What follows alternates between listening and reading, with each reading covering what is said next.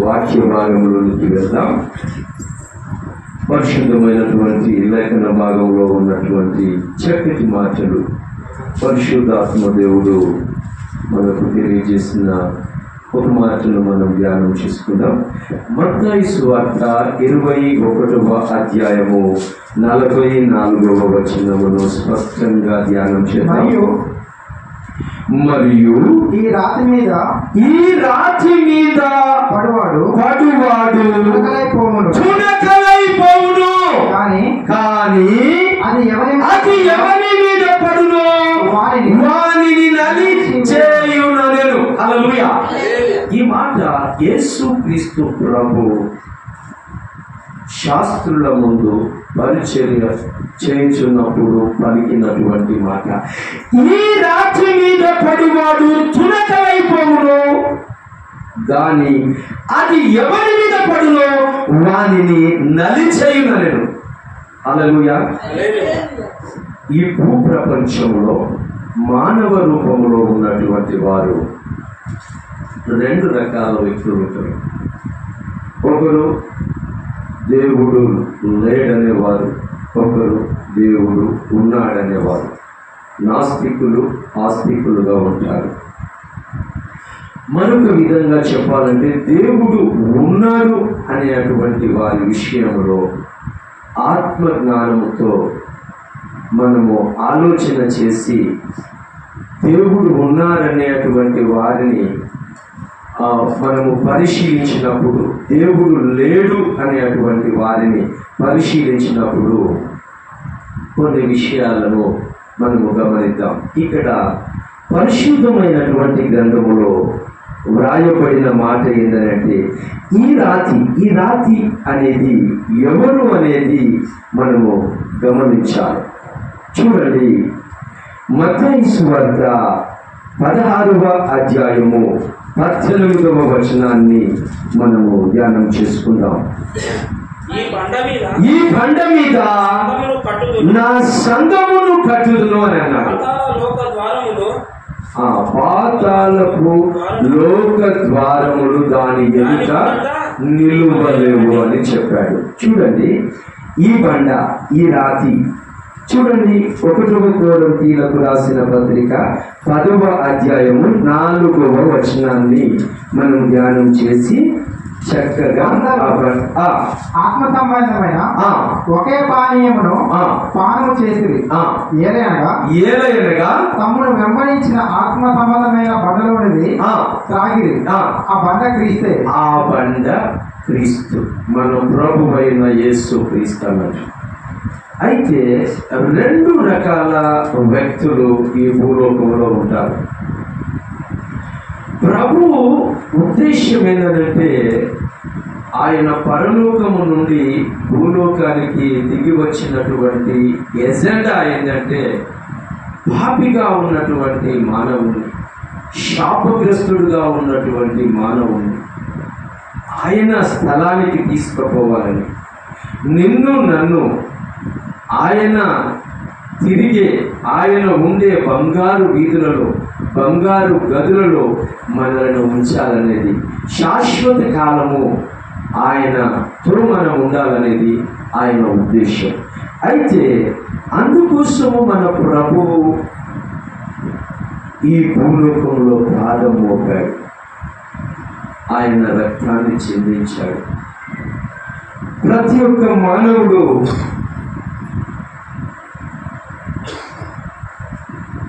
ఈ విషయాన్ని గుర్తుపట్టాలి. ప్రత్యేకముగా ఈ సంఘంలో ఉన్న యేసుక్రీస్తు నా దేవుడని నమ్ముకున్నటువంటి మనం కూడా ఆయన రక్తపు మడుగులో మన అడుగులున్నాయి అని మనం నమ్మాలి. చూడండి, నా ప్రియమైనటువంటి యేసుక్రీస్తు ప్రియమైనటువంటి వారులారా, ఈ రాత్రి మీద పడువాడు చునకలైపోవును. ఈ యొక్క వ్యక్తి గురించి ఎవడు రాతి మీద పడుతున్నాడంటే నాలాంటి వాడు. నేను అలాగే పడ్డాను. క్రీస్తు అంటే ఎవరు? క్రీస్తు అంటే ఏంది? ఎవరైనా క్రీస్తు? ఎక్కడి నుంచి వచ్చి ఏంటి అని భయంకరంగా విమర్శించిన వాడు. ఎవరైనా ఈ పరిశుద్ధమైన గ్రంథాన్ని పట్టుకపోతా ఉంటే, తిరుగుతూ ఉంటే, అడుక్కొని తిని బ్రతుకుపోయి, కూలికి పోయి బ్రతుకుపోయి, ఎందుకు అనవసరంగా ఇదేదో పట్టుకొని షోపుటం చేసి డబ్బులు అడుక్కుంటున్నావు, ఎందుకు ఇది పట్టుకొని పొట్ట గడుపుకుంటున్నావు, వేరే పని లేదా అని భయంకరంగా విమర్శించినటువంటి వ్యక్తిగా ఉన్నాను.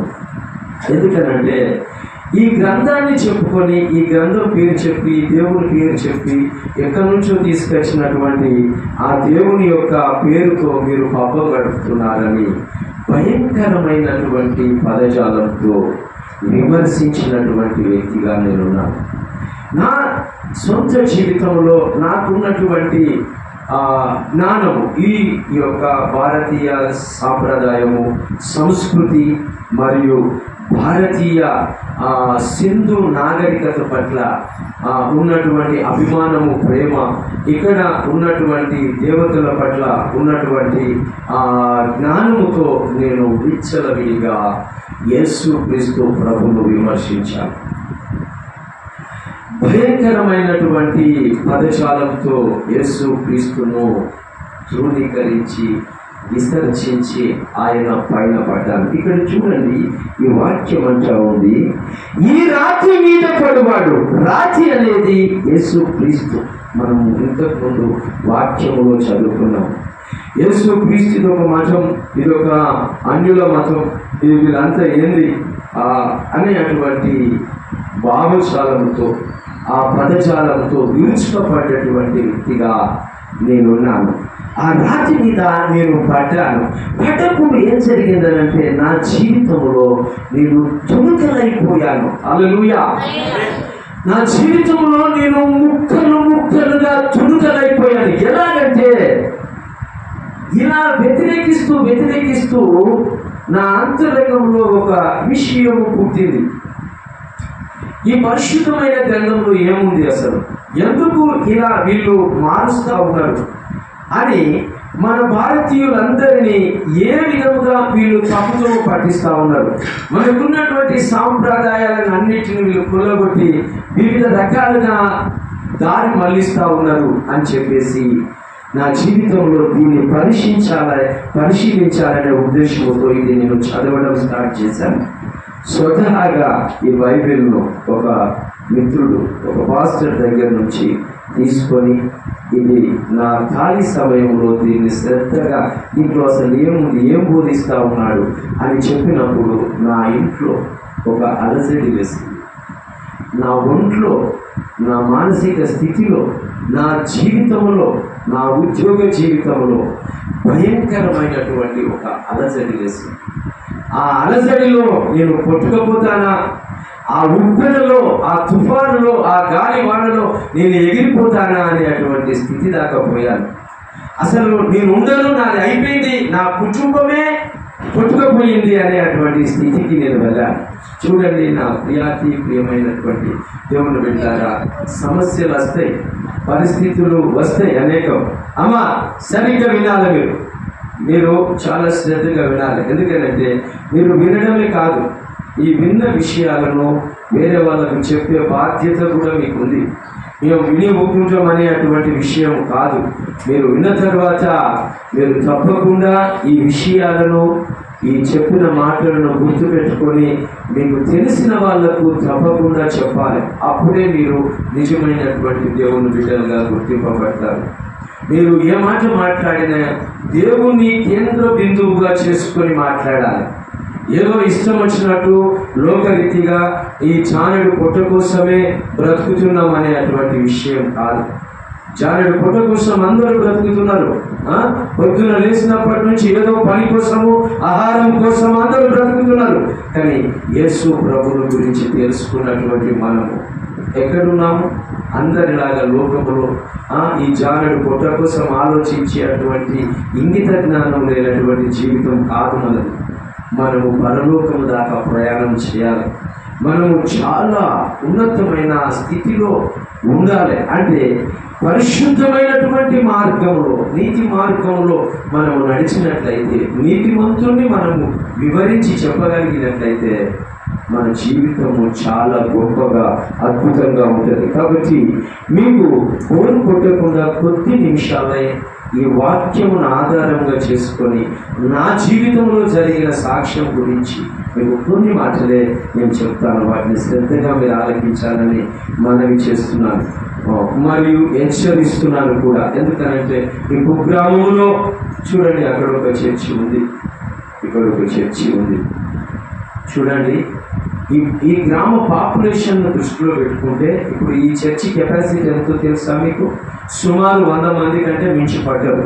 మనం 150 మంది వేసుకుందామండి, బయట కూడా వేసుకుంటాం. 150 మంది ఈ చర్చి కెపాసిటీ. అక్కడ ఉన్నది కూడా అంతే, కాకుంటే 200 మంది వేసుకుందాం ఆ చర్చి కెపాసిటీ.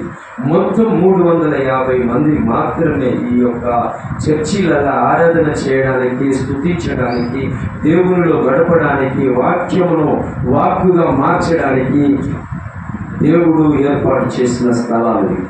కానీ ఈ గ్రామంలో సుమారు పాపులేషన్ ఎంత? 2000 పైన, 1500 పైన, మినిమం 500 మంది ఉన్నారు.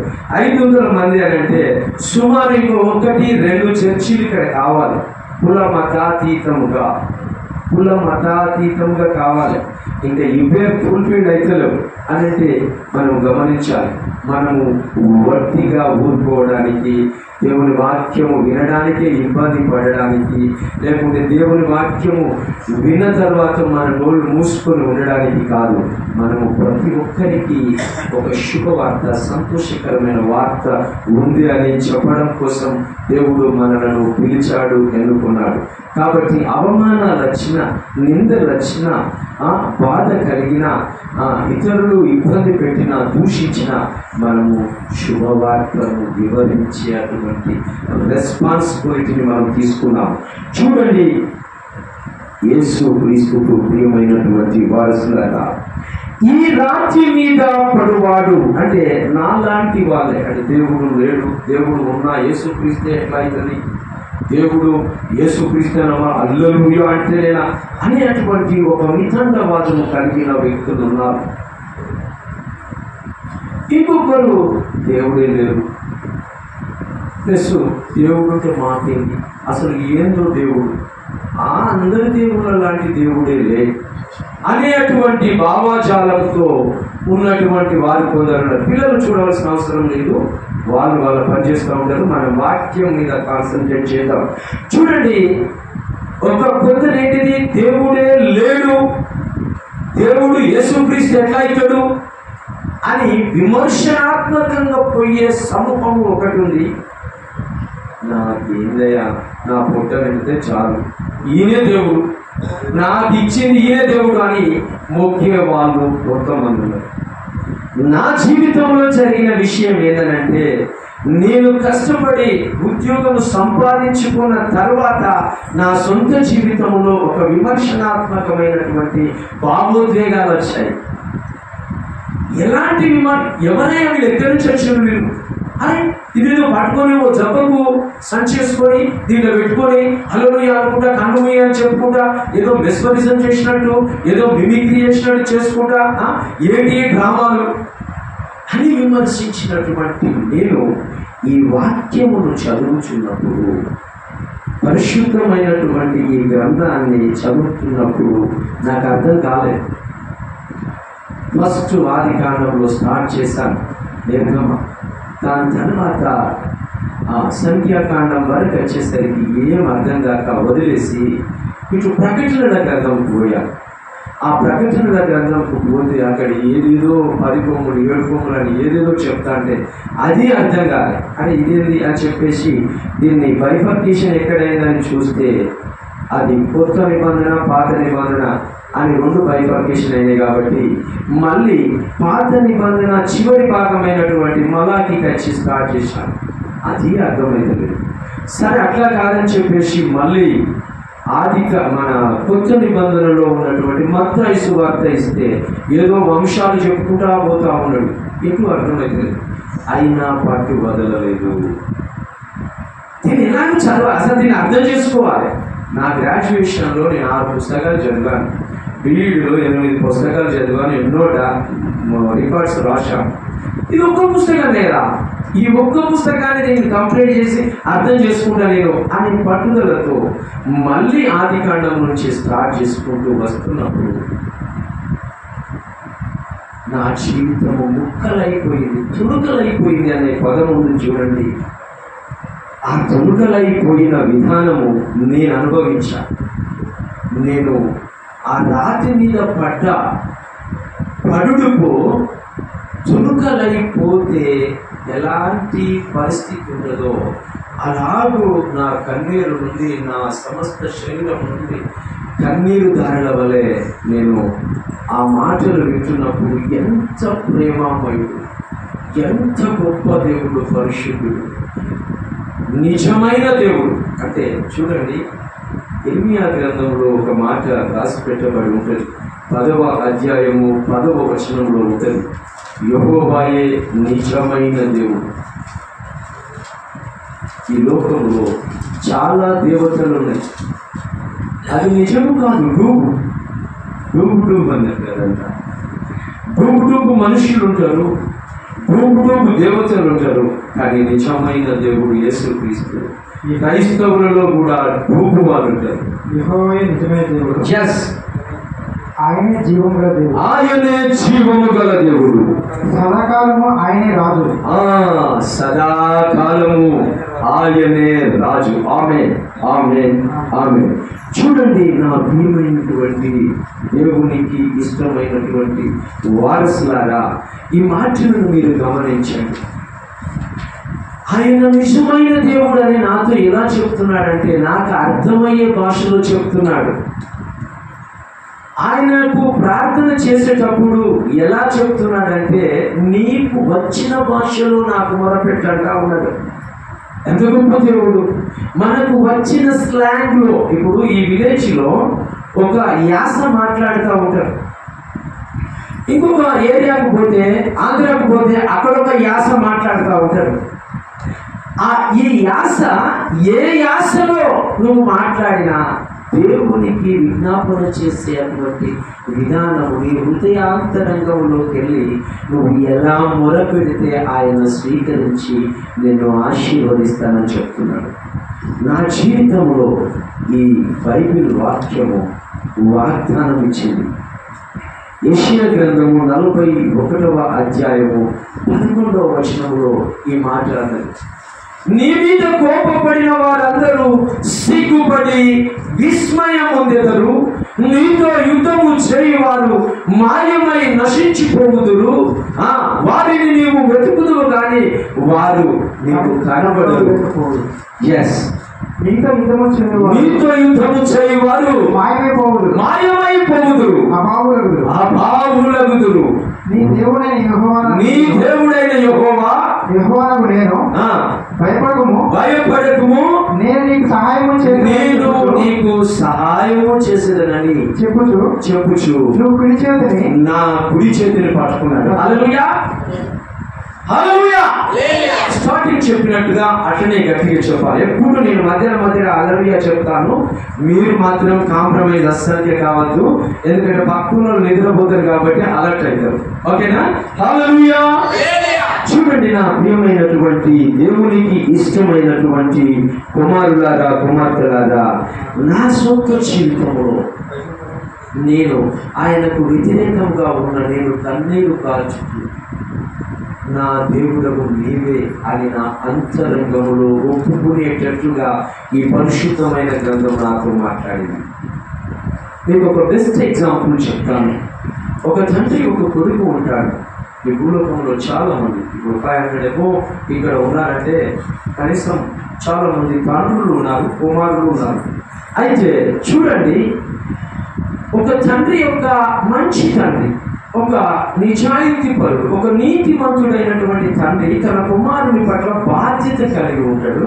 ఆ కుమారుని గొప్పవాణ్ణి చేయాలి, నాకంటే గొప్పవాణ్ణి చేయాలి, ఆ కుమారునికి ఏ విధమైనటువంటి ఆయాసం ఇబ్బంది లేకుండా వాడు సుఖంగా ఉండాలి అనేటువంటి ప్రయాసంలో ఉంటాడు. అలాంటి ప్రక్రియలో ఆ తండ్రి ఆ కుమారుడికి చెప్తాడు, బిడ్డ నువ్వు మంచిగా ఉండాలి, మంచిగా క్రమశిక్షణతో ఉండాలి, ఉదయాన్నే లేవాలి, నువ్వు లేచి భక్తి కార్యక్రమాలు చేయాలి, ఎక్కడ తప్పుడు పనులు చేయకూడదు, ఎక్కడ తప్పుడు జాగ్రత్త దగ్గరికి పోకూడదు, ఎక్కడ తప్పుడు స్నేహితులతో ఉండకూడదు అని ఎలా చెప్తాడో, చెప్పిన ఈ తండ్రి మాటలు వినక వాడు పాడైపోవచ్చు. ఈ విలేజ్లోనే చూసుకుంటే ఒకవేళ ఈ తండ్రి అయినా ఫెయిల్ అయిపోతాడు. అలా కుమారుడు తన మాట వినకుంటున్నప్పుడు తండ్రి ఫెయిల్ అయిపోయినాడు. ఒకవేళ ఆ తండ్రి చెప్పకుండా ఉన్నటువంటి పరిస్థితుల్లో ఆ తండ్రి ఫెయిల్ అయిపోతాడు. ఈ రెండు విషయాలను బాగా గమనించండి. తండ్రి అయినా ఫెయిల్ అవుతాడు, కుమారుడైనా ఫెయిల్ అవుతాడు. చాలా కుటుంబాలలో ఆ విధంగా జరుగుతుంది. 9వ తరగతి 10వ తరగతికి వచ్చిందంటే పిల్లలు చెప్పుతే వినే స్థాయికి పోతున్నారు. ఆడపిల్లలైనా మగ పిల్లలైనా తిరుగుబాటు లక్షణాలు వస్తున్నాయి. కుటుంబాలలో ఒక భార్య భర్తల మధ్య తిరుగుబాటు వ్యవహారం ఉంటుంది. వ్యతిరేక విధానాలు ఉంటున్నాయి. అనుకూలమైనటువంటి విధానాలు తగ్గిపోయినాయి. ప్రేమలు తగ్గిపోయినాయి. ఇలాంటి పరిస్థితులలో ఫెయిల్యూర్ అవుతున్నారు. కానీ నా జీవితంలో నేను ఈ పరిశుద్ధమైన గ్రంథమును చదువుతూ యేసు ప్రభువును నా దేవుడుగా నేను ఎప్పుడైతే అంగీకరించు ఆయన మాటలు చెప్తూ ఉంటే నేను విని వాటిని అనుసరించుట ప్రారంభించానో ఆయన నన్ను పట్టుకొని ఆయన ఫెయిల్ కాలేదు, నన్ను ఫెయిల్ చేయలేదు. తుణుకలైపోయిన నన్ను సమకూర్చి మళ్ళీ మనిషిగా చేసి అవమానాలు, నిందలు, బాధలు, పేదరికం, దరిద్రం, అనేకమైనటువంటి స్థితిగతులు కూరుకుపోయి విచ్చలవిడిగా ముక్కలైపోయినటువంటి నా శరీరాన్ని ఆయన సమకూర్చి పోగు చేసి నన్ను మళ్ళీ నిలబెట్టి ఎక్కడనైతే నేను పేదవాడిగా ఉన్నానో ఇదే శరీరముతో నన్ను ధనవంతుని చేశాను. హల్లెలూయా. అయితే ఇక్కడ బాగా గమనించాలి. ఇలా ఎప్పుడైతే యేసు ప్రభు తుణుకలైపోయిన నన్ను సమకూర్చి తన కుమారుడిగా చేసుకొని ఆయన ఎప్పుడైతే తన మార్గంలో నడవమని చూపించాడో ఆ మార్గము గుండా నేను వెళుతున్నప్పుడు చూడండి ఆయన నా లోపల ఉన్నారు. హల్లెలూయా. యేసు క్రీస్తు ప్రభుల వారు ఎక్కడున్నారు? నా లోపల ఉన్నారు. అయితే చూడు, అప్పుడు నేనేమయ్యాను? రాయిలాగా మారిపోయాను. ఈ భవబాంధవ్యములు, ఈ అన్న తల్లి అక్క చెల్లె అనేటువంటి ఈ బంధాలు ఏదైతే ఉన్నాయో ఆ బంధాలు కాకుండా ఆత్మీయమైనటువంటి ఏకైక బంధం ఉంటుంది. అదే శాశ్వతమైన బంధము. అది తల్లిదండ్రుల బంధము కంటే, తండ్రి కొడుకుల బంధము కంటే, అన్న చెల్లెళ్ళ అక్క తమ్ముల స్నేహితుల భార్యాభర్తల బంధం కంటే ఈ ఆత్మ బంధము చాలా గొప్పది అని ఆ స్థితిలో నేను ఎప్పుడైతే నడవడం ప్రారంభించానో కింది వరుస చదువుకుందాము. తుణుకలైపోవును గాని అది అన్నప్పుడు ఆ రవుతు అంటే నేను ఒక స్టోన్గా మారి నేను ఎవరి మీద పడ్డాను తెలుసా అండి? అది ఎవరి మీద పడునో వారిని నలిచేయునను. హల్లెలూయా. నేను యేసు ప్రభువును నమ్ముకొని డిక్లేర్ అయ్యాను. మా ఊళ్ళే మా అమ్మ నాన్నలతో నేను ఒక పెద్ద మాటను ఎదుర్కొన్నాను. ఏరా ఇక హల్లెలూయా అని చేనులో చర్చి కట్టిస్తావా? ఇక మన కులంలో అంటే మేము గౌడ కులానికి చెందిన వాళ్ళం. అయితే మన కులంలో చిరకపోతుంది, మనము ఎస్సీ కాలనీలో పోయి ఉండవలసి వస్తుంది, మన పరువు ఇజ్జతి అంతా పోతుంది అని అన్నప్పుడు ఇవే కాదు ఇంకా ఆ ఉన్న ఆస్తి కూడా పోయినా మంచిదే, కానీ నేను యేసు ప్రభువును మాత్రం నేను వదులుకోను అని నిర్ణయం తీసుకొని నేను ప్రయాణం చేయించున్నటువంటి ఆ నా జీవితంలో ఏం జరిగిందంటే, ఏమైనటువంటి వాళ్ళరా మీరు వింటున్నది నిజం, అది నా అంతరంగంలో జరిగిన నిజం. కాబట్టి ఇక్కడ అది ఎవరి మీద పడునో వారిని నలిచేయను. నేను పడ్డది నా కుటుంబం మీద, ఫస్ట్గా నా పిల్లల మీద పడ్డాను. నాకు అప్పుడే నేను రక్షణలోనికి వచ్చిన తరుణంలో నాకు 2 కుమారులు, ఒకరు చిన్నగా నడుస్తూ ఉన్నారు, ఒకరు వాళ్ళకి ఒక 5-6 సంవత్సరాలు, 4-3 సంవత్సరాలు ఆ స్టేజ్లో ఉన్నారు. వాళ్లకు యేసు నామమును పలికించాను, వాళ్ళతో యేసు అనే పేరును రాయించాను. చాలా మంది సరస్వతి దగ్గరికి పోయి అక్షరాభ్యాసం కాదు, నా యేసయ్య నామమే అన్ని నామముల కంటే ఘనమైన నామము, గొప్ప నామం, కాబట్టి ఆయన నామాన్ని దిద్దాలి అని చెప్పేసి పలకం పెట్టి యేసయ్య పేరును రాయించాను. వాళ్ళు చిన్నప్పుడు మీ అందరికీ తెలుసు, పెద్దమ్మలు ఉన్నారు ఇక్కడ, అత్త అత్త, తాత తాత అని పిలిపిస్తారు చిన్నపిల్లలు. మొట్టమొదటి పిలుపు, ఆ పిలుపుకు బదులు నేను యేసు యేసు అని పిలిపించాను. అలా నా జీవితంలో నేను వాళ్ళను నడిచేశాను. వాళ్ళకి వేరే మార్గం లేదుగా, ఎందుకంటే నా కడుపులో పుట్టినోళ్ళు కాబట్టి నేను చెప్పినట్టు వినాలి, నేను తీసుకొస్తున్నా, వాళ్ళు నాతోనే జీవించాలి, వేరే జీవించడానికి వీలు లేదు. కాబట్టి వాళ్ళకు స్వతంత్రం లేకుండా వాళ్ళను నేను నలిపేశాను. హల్లెలూయా. వాళ్ళను అలాగూ చిన్నప్పటి నుంచి పొద్దున లేపడం, ఎర్లీగా లేపి వాళ్ళను రెడీ చేసి ఈ బైబిల్ వాక్యాన్ని, ఈ బైబిల్ మొత్తం రాయించాను. నా పిల్లలు చదువుకుంటా రాయాలి, డాడీ అనుకుంటా వాళ్ళు ఆయాసంతో చేశారు ఆ సమయంలో. కానీ వాళ్ళు 18 సంవత్సరాలు దాటి ఇప్పుడు సుమారు 20 సంవత్సరాలకు వచ్చారు. 18 సంవత్సరాలు దాటగానే మేము బాప్తిజం తీసుకుంటాం నాన్న, మేము దేవుని కోసం జీవిస్తామని బాప్తిజం తీసుకున్నాము. ఆ తర్వాత నా 2 కుమారులు కూడా 18 సంవత్సరాలు దాటగానే వాళ్ళు గవర్నమెంట్ పరంగా ఒక వ్యక్తికి వివేచన జ్ఞానం అనేది ఒకటి ఉంటుంది. మనిషి వివేచించి, అంటే ఏ విధంగా డిసిజన్ తీసుకోవాలి అని, అటువంటి డిసిజన్ తీసుకునే వివేకం వస్తుంది అని చాలా శాస్త్రీయంగా నిర్ణయించినటువంటి నిర్ణయం. 18 సంవత్సరాల కనుక ఓటు హక్కు ఇస్తారు మనకి. ఎందుకంటే ప్రభుత్వాన్ని ఏలే అటువంటి అధినేతలు కూడా వాళ్ళు ఎలా ఒక 18 సంవత్సరాలు దాటిన వ్యక్తి ఎన్నుకునే యోగ్యత, ఎన్నుకునే క్వాలిఫికేషన్ అతనికి ఉంటుంది అని చెప్తారు. చూడండి నా ప్రియమైనటువంటి వారిలాగా, నా పిల్లలు 18 సంవత్సరాలు దాటిన తర్వాత వాళ్ళు బాప్టిజం తీసుకున్నారు, దేవుడిలోనికి వచ్చారు, దేవుని గ్రామంలో ఉంటున్నారు. ఈరోజు నేను సగర్వంగా చెప్పుకుంటాను, నా కుటుంబం యేసు ప్రభువులో, మా అమ్మ నాన్న వాళ్ళు నా రక్షణలోకి వచ్చినాక మా ఇంట్లో నోములు, పూజలు, ఒక గది ఉండే, కుండలు, అవి ఇవి, బొమ్మలు, ఫోటోస్ అనేకం. మా అమ్మ ఒకరోజు వాటన్నిటిని మూటగట్టుకొచ్చి నేను వేరే కాడ వేసేస్తాను ఇంకా అంటే, నీకు ఇంత ధైర్యం వచ్చిందా, ఏంది ఇది పరిస్థితి అని చెప్పేసి నేను నాకు తెలిసిన ఆత్మీయులను ఒక 25-30 మంది పాస్టర్స్ని తీసుకొని వచ్చి ఒక పండుగలాగా చేసుకున్నాం. మా ఇంట్లోకి యేసయ్య వచ్చాడు, వీటితో పని లేదు, ఇవన్నీ గతించిపోయేవి. మనం వాక్యంలో చదువుకున్నాం, సదాకాలము ఉండే నిజమైన దేవుణ్ణి మేము పట్టుకున్నాం, చాలు మాకేదద్దు అని అటువంటి నిర్ణయంలోకి వచ్చాం. ఇంకొక గొప్ప విషయం ఏంటంటే, మా నాన్న వాళ్ళ నాన్న అంటే మా తాతగారు, మా నాన్నగారు చిన్న వయసులోనే చనిపోయాడు. మా నాన్నకు మా నాయనమ్మ 11 సంవత్సరాలకు తాడి చెట్టు ఎక్కడానికి ముక్తాది అని అంటారు. ఆ ముక్తాది కట్టించి నేర్పించి 11 సంవత్సరాల నుంచి తాడి చెట్టు ఎక్కించింది. అప్పటి నుంచి తాడి చెట్లు ఎక్కుతూ సుమారు మా నాన్నగారు 65 సంవత్సరాల వరకు తాడి చెట్టు ఎక్కాడు. అయితే మా నాయనమ్మ కూడా చుట్టదాగి నేను ఈ ప్రాంతంలో చుట్ట తాగే వారి కంటే ఎక్కువ కళ్ళు తాగే వారిని చూస్తున్నాను. విశ్వాసులలో కూడా కళ్ళు తాగే వారిని చూస్తున్నాను. ఇది భయంకరమైనటువంటి అలవాటు. దీన్ని చీకొట్టుకోవాలి.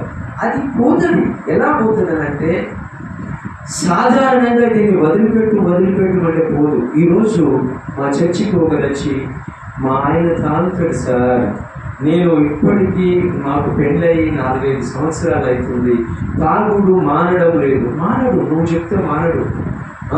నువ్వు ఎన్ని విధాలుగా చెప్పినా మానడు. ఎందుకనంటే ఆయన మారడానికి ఒక మహత్తరమైన మార్గం ఉంది. అది ఏదంటే, అన్ని నామముల కన్నా పైనామమైన యేసు నామమున నువ్వు ఆయన మారుగా కాటి మారుతాడు. హల్లెలూయా. అయితే నా జీవితంలో నాకు బుద్ధి జ్ఞానము తెలిసినప్పటి నుంచి 5th 6th క్లాస్ నుంచి మా నాన్నను చుట్ట మొదలుపెట్టి ఇంట్లో వాసన వస్తుంది.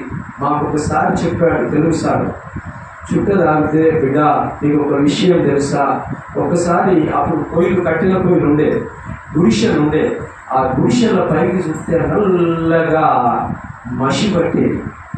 చుట్ట తాగితే కూడా ఈ పొగ లోపల పడుతుంది, క్యాన్సర్ వచ్చి చనిపోతారు. అందుకనే పొగ త్రాగడం నేరం, అది పాపం, అది మనిషికి శాపంగా మారుతుందని చెప్పినప్పుడు మా నాయన పరిస్థితి అదే వేస్తుందని చెప్పేసి నేను చీపట్టుకొని ఆయనను చాలా ప్రయత్నాలు చేశాను. నేను డిగ్రీ చదువుతూ ఉండే వరకు సుమారు 8-10 సంవత్సరాలు ప్రయత్నం చేశాను, కానీ విఫలమయ్యాను. నాకు ఉద్యోగం వచ్చిన తర్వాత నాకు భయపడి చుట్టూ పనిచేశాను, కానీ ఆయన ఆరోగ్యం సహకరించక మళ్ళీ తాగాడు. కానీ నేను యేసు ప్రభువును నమ్ముకొని నా అంతరంగంలో హృదయపూర్వకంగా ఎప్పుడైతే ప్రార్థన చేశానో, యేసయ్య పేరుట అది అయ్యా నువ్వు దేవుడు మాన్పించు అని ఆయన నామాన్ని స్తుతిస్తూ పలికాను, అప్పుడు మారాడు. యేసుక్రీస్తు ప్రభు మీలో ఉన్నటువంటి ప్రతి చెడలవాట్లు మారుస్తాడు. యేసుక్రీస్తు ప్రభు ఆయన మనలను గొప్ప చేస్తాడు. యేసుక్రీస్తు ప్రభు చూడండి, మనము ఆయనను పట్టించుకోకుండా ఉన్నా కూడా ఈ పాస్టర్స్ ద్వారా ఆత్మీయ ఆవేశము కలిగినటువంటి దైవ సేవకుల ద్వారా మన మీద పడుతూ ఉంటారు. రాయి వచ్చి నలిపేసినట్టుగా ఎవరో వచ్చి రామ్మ కూర్చో, రామ్మ రాయ్యా కూర్చో, మిమ్మల్ని ఎన్నిసార్లు చెప్పాడు పాపం బ్రదర్ ఫోన్ చేసేసి. లేకుంటే యథార్థంగా మీరు వచ్చుంటే మాత్రం మీరు ధన్యులు. ఈరోజు ప్రార్థన జరుగుతుంది, మేమే పోవాలని వాలంటీర్గా ఒకరొచ్చినా వాళ్ళు 10,000 మందితో సమానం. కానీ మిమ్మల్ని పిలిస్తే వస్తే మాత్రము అది మీ మీద రాయి మీ మీద పడ్డట్టు, మిమ్మల్ని నడిచినట్టు. కానీ ఒకరోజు చెప్పవలసి వస్తుంది తీర్పు దినంలో. అలానే దైవచనుడు నీకు చాలాసార్లు చెప్పాడు, మీరేం చేశారు అని అన్నప్పుడు అక్కడ సమాధానం ఉండదు, మీ ఆత్మకు అక్కడ పరిపూర్ణత ఉండదు, అది నిత్య నాశనానికి పోయేటువంటి మార్గం అవుతుంది. కాబట్టి మీ అందరికీ ప్రభు ఎదుట నేను మనవి చేస్తున్నాను, మనము యేసుక్రీస్తును ఈరోజు శ్రమల దినాలలో అందరూ ఫాస్టింగ్స్ ఉంటున్నారు. యథార్థమైన ఫాస్టింగ్ ఏంటంటే దేవుని మాటలను ఆసక్తిగా వినాలి, దేవుని మాటలను, దేవుని యొక్క వాక్యములను ఆసక్తిగా చదవాలి, దేవుని యొక్క పాటలను ఆనందంతో పాడుకోవాలి. ఇది అసలు సిద్ధమైనటువంటి ఉపవాసం. కాబట్టి ఈ ఉపవాస దినాలలో మీకు ఒక మాట చెప్తున్నాను, మనము నిలబడ్డది యేసు క్రీస్తు రక్తపు మడుగులో ఉన్నాము.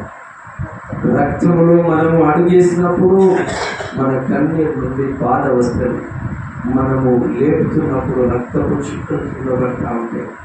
కాబట్టి ఆ భారము, ఆ బాధ మీ అందరికీ కలుగునుగాక. ఆ భారముతో మీరు ఈ ఊరును కదిలించుదురుగాక. ఆ భారముతో మీరు ఈ చుట్టుపక్కల ఉన్నటువంటి ఊళ్ళలో ఉన్న ప్రజలను సైతం కదిలించుదురుగాక. ఆ భారముతో ఇంకా మీరు మందిరాలను నెలకొల్పుదురుగాక అని పలుకుతున్నాను.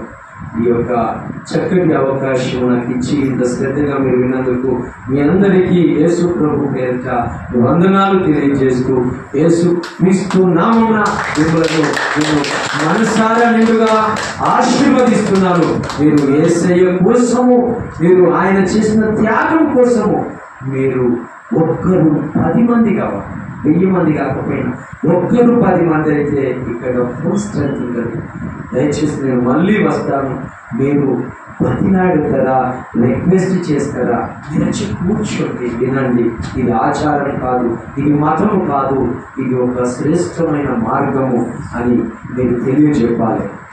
ప్రత్యేకంగా మీ అందరికీ వందనాలు తెలియజేస్తున్నాను.